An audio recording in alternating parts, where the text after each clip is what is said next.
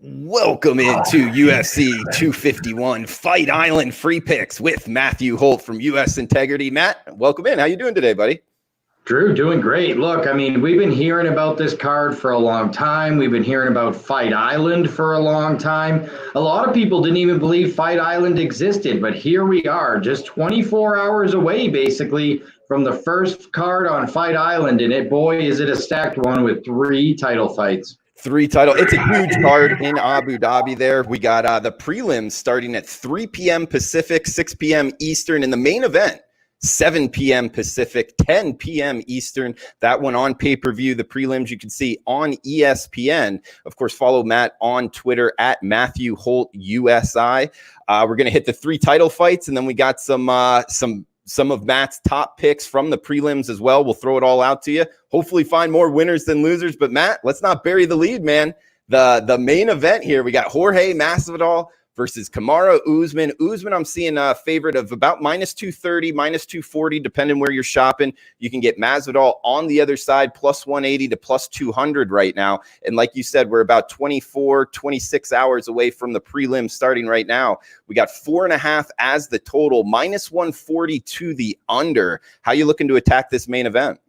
Look, I only normally bet about half the main events. They're usually good enough where you don't really have to have action to enjoy them. The fights are so great, and the odds are so much sharper because there's so much more known about the fighters, right, that there's not always value. But in this case, what I think is really interesting is I don't understand the love affair with the under here. Kamaru Usman has 1 career submission. He has 7 career knockouts, but 4 of those career knockouts came in his first 4 professional fights on the regional scene against 4 tomato cans.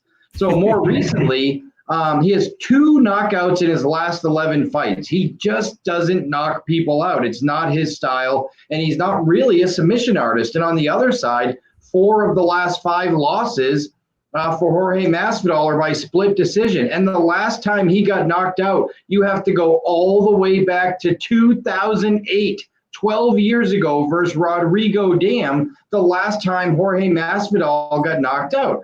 So there's not likely to be a submission in this fight.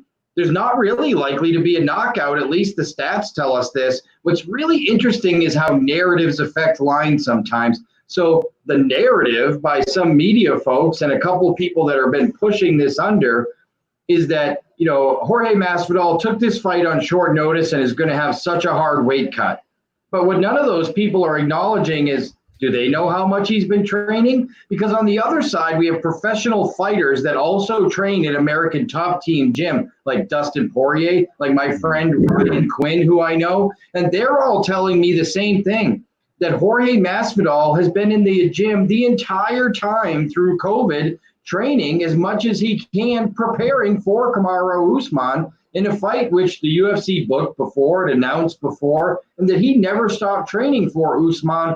And oh, by the way, we've never seen cardio issues ever in the career of Jorge Masvidal. So why do we think they're suddenly going to appear this week? He's suddenly going to have a worse weight cut. The training he's been doing this entire time doesn't matter. And if you take that narrative out of it, this is a dead over.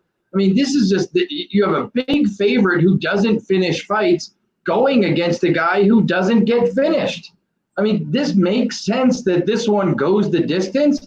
And I don't believe in the old fake he hasn't been working out narrative, because I have fighters that train with him at American Top Team who've been telling me he's lived in the gym for months. So I think this one at plus money on the over might actually be the steal of the card. And it's rarely we say that in the main event. Man, I love the breakdown, man. And I do agree with you in terms of just looking towards the over here. I mean, we're talking about Kamaru Usman, the Nigerian nightmare. Actually, 2 fight against Covington here in Las Vegas. I was at that fight. It was going back and forth. I actually would have scored that one. Covington up 2-1 going into the 4th, 2-2 going into the 5th, and then sure enough, Usman Usman got him pretty good. Actually, what broke his jaw there here in T-Mobile, and it did end. Still went over. Yeah, okay. I wasn't sure of that when it happened in the 5th, but it still went over. 50 seconds left in the fight. And I guess some people were questioning that at the end. In talking about Masvidal, I do agree with you. Him being able to go to the end, and I've seen those same reports of him being in training. The only thing that worries me is the late notice 6 days and him dropping all that weight in 6 days. How much do you think that does affect the fighter? It depends. And sometimes it affects them drastically, but the UFC implemented earlier weigh-ins about 2 years ago for a reason. And those earlier weigh-ins have significantly helped the fighters who have to drop a lot of weight. So the weigh-ins used to be at like 5 or 6 p.m. Eastern. And then all of a sudden the fighters literally only had 24 hours to make, to regain that water, rehydrate. But now they're in the morning. So you get like an extra 6 to 8 hours on top of that to rehydrate. And what we've seen is a lot less issues with guys dropping a lot of weight that week and then having the time they need to rehydrate their body. Okay, so like in the over, and any lean on the side here in the main event? Not really. I will say this. Kamaru Usman's athleticism, his size, his pure wrestling ability, which has given Masvidal problems in the past. Let's face it. Usman knows he can out-wrestle Jorge Masvidal. And he also knows that Masvidal's one clear path to victory is a knockout. I think Masvidal's last 5 wins are all by knockout. So this is a guy who tends to knock people out when he wins. And if you are already a superior wrestler, what are you going to lean on? Your superior wrestling. This may be the least exciting main event we've seen during COVID. There's a pretty good chance Jorge Masvidal, much like the Curtis Blades Alexander Volkanovski fight, just keeps taking them down, not doing a ton of damage, not really hunting for submissions, but constantly getting takedowns, landing some strikes from superior positions, short strikes, and just eating up points on the scorecard. All right, Matt, great breakdown there on the title, the main event. We also got 3 title fights on this card. It's a huge one in Abu Dhabi. We got Max Holloway versus Alexander Volkanovski, the great Alexander, minus 220 here, Matt. Max Holloway on the other side about plus 190, depending where you're shopping. 4.5, I'm seeing the total here, minus 240 towards the over. So this is another one the odds makers projecting toward this going the full fight here. And an interesting kind of breakdown in terms of this line, because the last time they fought, it was pretty much the opposite of Max Holloway being the favorite. Now it's flipped here. Interesting to see your take on not only the line movement, but the fight as well. So I did make a play on the over when it was minus 200, and it's since shot up to around minus 230, even minus 240 some places, and for good reason. We talked about the lack of finishing ability in the main event. Well, even less here. Alexander Volkanovski has 0 submission wins in his career. Max Holloway only has 2, and in 26 career fights, Max Holloway has only been stopped once. I think it was 7 years ago against Conor McGregor when he was literally a 20-year-old kid. Alexander Volkanovski never been stopped. And the style of these two, because there's not going to be any grappling, it's always going to be a strategic kickboxing match as it was in the first fight. I think you can make a strong case that Max Holloway rebounds, although I didn't bet Holloway in this fight because of the simple fact that in the later rounds, Holloway did finally make the adjustments. If you watch the first fight, and luckily a lot of people that missed it the first time may have seen it because I saw ESPN replayed it a couple of times recently. I was at a restaurant last night with my wife and son, and they had it on replay. And I've seen that fight probably 5 or 6 times now. And really what Volkanovski did in that fight was it really go after the legs of Max Holloway. Leg kick, leg kick, leg kick. And it got Holloway sort of feinting a lazy jab. And then he would explode in with the right hand over that lazy jab, and he never hurt Max. But you see Max start to make an adjustment in round 3 in what he was doing, and then in the later rounds, Holloway legitimately thought he won that fight. He was genuinely surprised because he thought he won at least one of the earlier rounds and then won rounds 4 and 5. Now, look, I think Alexander Volkanovski clearly won the first fight, but it wasn't a blowout. But the problem for me here is recent history says when champions get upset and then they turn around and fight the same person again, in recent history, they tend to lose again. Henan Barao, who was on that 28 fight or 30 fight win streak, top 3 pound for pound, lost to TJ Dillashaw, got destroyed again by TJ Dillashaw.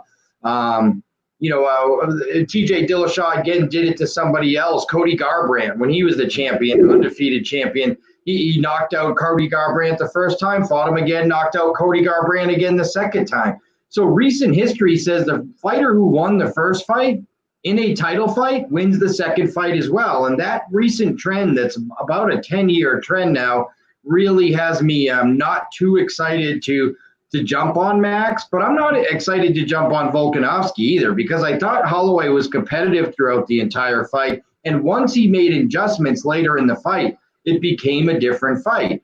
It's an interesting stylistic match because Volkanovski's so short for the division and Holloway's so tall that he's always punching down. And I think it's really going to be a lot like the first one. Very strategic, stand-up kickboxing match that's almost assuredly going to go the distance unless something tragic happens, a leg kick that does real damage, a nasty accidental headbutt that causes a huge gash. Other than that, I think if they fight 100 times, 90 times, it goes to the judges' scorecards. Yeah, man. I mean, watching that fight again, and then trying to project to how it's going to be this time around, I thought was kind of a really difficult handicap, and it speaks in this price. I mean, minus 220 now on Volkanovski. I wanted to get there, but you're right. It's just a little bit too pricey for my taste. And stylistically, the matchup, it is kind of funny to watch these guys and the difference in height and going at it because Max Holloway has such a reach advantage, man. Yeah, but absolutely. Yeah, for sure, Matt. Well, we got and so what's the do you have an official play on the Max Holloway Alexander Volkanovski fight? Over at minus 200, and I look, I suppose even at minus 240, if I'm saying here publicly that they fight 100 times, 90 times, it goes to the judges' scorecard, then minus 240 still has value on the over. The one thing I feel really confident in this fight is that it's going to be a stand-up technical kickboxing match with a very high likelihood of going to the judges' scorecards, especially now that they're back in the 30-foot octagon, not the 25-footer they were using in Las Vegas.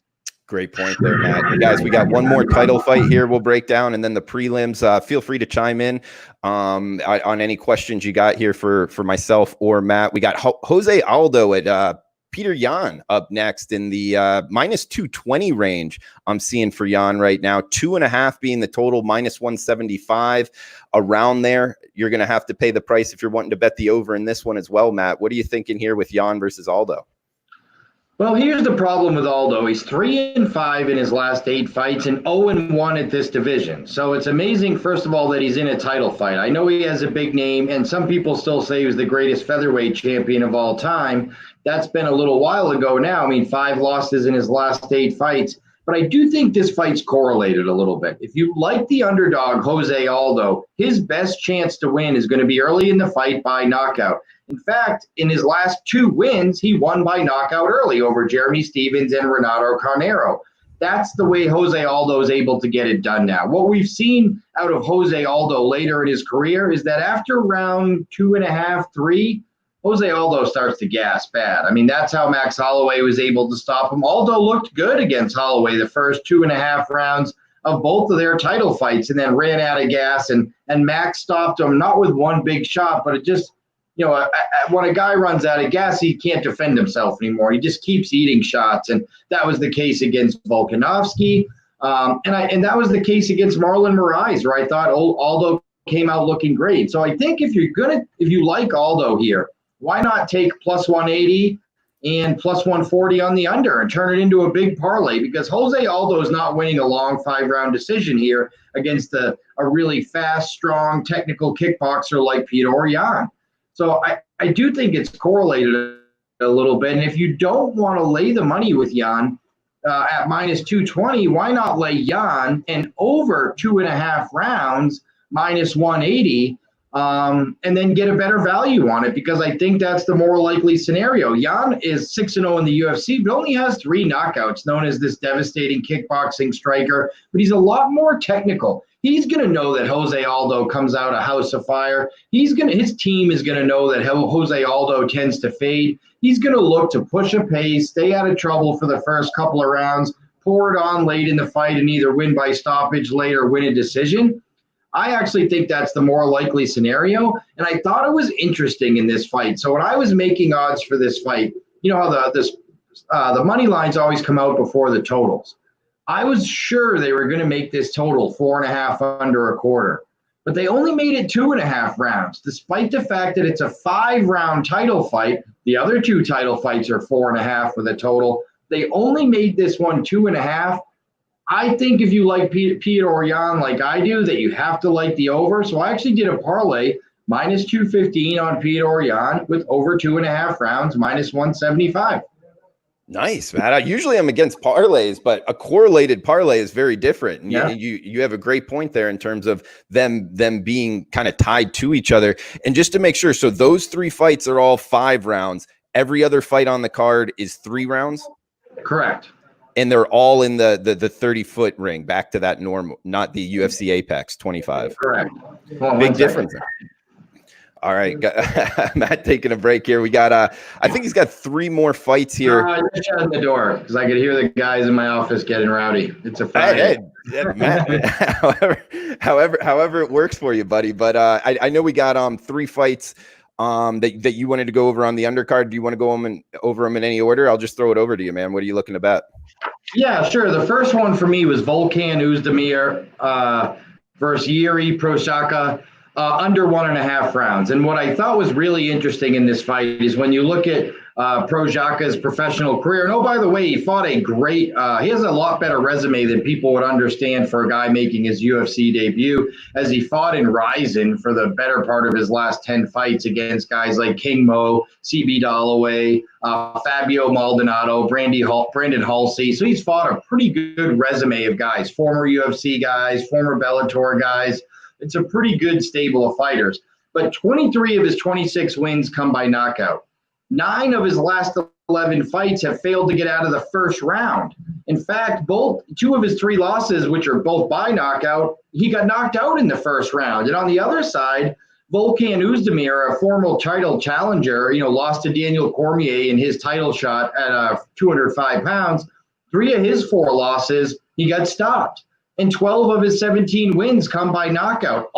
Basically, these 2 combined, almost 80% of their fights end in the first round, yet we're getting an extra 2.5 minutes and plus 125 or plus 130 that this thing ends in the first round, which the stats tell us there's an 80% probability it will. That's just way too much value to pass down. I played this one under 1.5 rounds plus 130. Okay, like in the under in that one. And then I see you got Dos Santos in the first fight of the whole card, right? You're involved in that one? Yeah, I took Zaleski Dos Santos against Muslim Salikov. And Salikov, he has a great nickname, the King of Kung Fu. He has a great fighting style that people tend to like. But he is 36 years old, and I think he's on the wrong side of his peak. He's 3-1 in the UFC. He hasn't had that many fights, but I think he's getting up there in age. Look, Tony Ferguson was 36, and I think he was just starting to be on the wrong side of the peak against Justin Gaethje. 36 is probably the age now where we start to see people normally be on the wrong side of the peak of the mountain. On the other side, you have a guy in Zaleski Dos Santos that I think is one of the most underrated fighters in the UFC. This guy is 8-2 in the UFC, an 80% win percentage in the UFC. How many guys in the UFC do you know that have won at least 8 fights or 80% of their fights with more than 5 fights in the UFC that don't get any respect? It's absolutely amazing to me. He did have kind of a fluky KO loss to Jingalang Lee 2 fights back, but Lee's a big puncher. That happens. You're going to get caught by big punchers, but this guy's a big puncher himself. Dos Santos, I think 14 of 22 wins by knockout. So he's a banger. He's a big puncher here. I think Salikov has had some exciting spinning attack KOs, the King of Kung Fu. But in this case, he's fighting a guy with a lot more experience, fought a better level of competition, is younger, bigger, and I think is probably going to hurt him and make him pay for some of those spinning attacks. If they don't land, I think Zaleski Dos Santos, really underrated here at 8-2 in the UFC. And I think he gets the job done as a small underdog, plus 105. Yeah, you can get him plus 105, even as high as plus 115 I'm seeing right now. And then we got one more women's fight, Vanessa Mello versus Carol Rosa. Carol Rosa minus 250. I'm seeing 2.5, minus 350 towards the over right now, Matt. Yeah, look, this one's a dead over, but at minus 350, it's priced that way. But the problem is now, and then as when I played this Tuesday, I think I was doing some other podcast. It was minus 200, minus 210. But Vanessa Melo this morning missed weight by 6 pounds. And fighters that miss weight have lost their last 7 fights, and underdogs who miss weight are 1-5 in their last 6. And she basically gave up. When you miss by 6 pounds, you're not even close. I mean, she weighed 141 this morning, or 141 and a half, and for the 135-pound limit. So, I mean, she wasn't even close. And what's interesting about this fight, and considering the fact that she weighed 141, it's not just that she weighed 141, but that her last 3 fights before this were at 125. So we're talking about Vanessa Melo, a fighter used to fighting at 125, not 135, who was going to be moving up in weight, still missed weight by 6 pounds, even though she went up a weight class. Normally I get nervous about if a really big fighter misses weight and then doesn't even try to cut it, says, screw it, I'll give up 20% of my purse. And now the other fighter has to, really drain themselves to make weight. You could have a big size difference in there. But in this case, it's the 125-pound fighter who is smaller anyway, coming up in weight, who missed weight badly. I think that's kind of more of a distinction of what her workout regime has been lately, or what she's been able to accomplish in the gym under COVID. And the reason that this fight, look, I love Carol Rosa. I think it should be minus 400. She's going to be bigger, stronger, faster. But there does come a point where the over may have more value for this reason. I mean, if you watch the Vanessa Melo fight against Irene Aldana lands some unbelievable shots against Melo, and Melo never really looked like she was going to be out of it. I mean, she got absolutely whipped the entire fight, but at least she never looked hurt. I mean, she showed a good chin in that fight. But at 10-7, she has 0 knockout wins ever, Vanessa Melo. She only has 2 subs. She's going to be fighting a big, strong girl that she's probably not going to be able to grapple with. I don't really see a path to victory here for Vanessa Melo. So at this point, now that the spread has gone up, I think it's closer to 240 than 200. Maybe you could make a case that the over is just as much a value, but I still like Carol Rosa. And the recent trends of underdogs, fighters, of any underdog or favorite, but especially underdogs missing weight makes me feel even better about Carol Rosa. The only problem is now that she missed weight by 6 pounds, Vanessa Melo, we got to lay a little bit of a premium. All right, Matt. Great stuff, man. Breaking down 6 fights here. And can you just recap the plays that you got for the watchers right now? Yeah, okay. Yeah, I have over 4.5 rounds on the main event. I just think, if you take away, though, the weight cut on short notice issue, there is no handicap that gets you toward the under. I got Volkanovski, Holloway going over. I got the first 3 title fights all going over. I got Aldo and Petr going over 2.5 rounds, which is where it is in almost every single book, minus 175. Then I have Volkan Oezdemir and Yuri.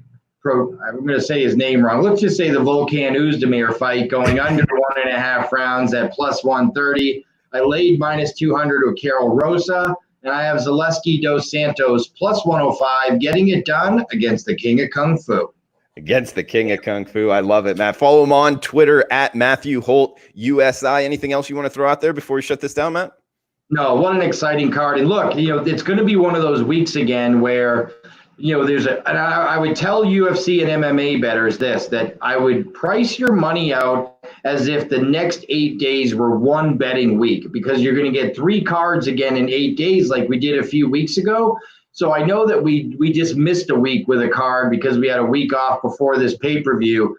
But don't consider this week as like a 36-fight event and not one 12-fight card. That way you make sure you have plenty of money, spread it around between the 3 fight cards, and we should make plenty between those 3. Yeah, don't bet too much on any one fight. That is great advice, Matt. So thanks, Matt. Thanks, everybody, for watching. Please smash the like button, and we'll talk to you soon. So best of luck with your bets, guys. Thanks, Drew. Have a great weekend.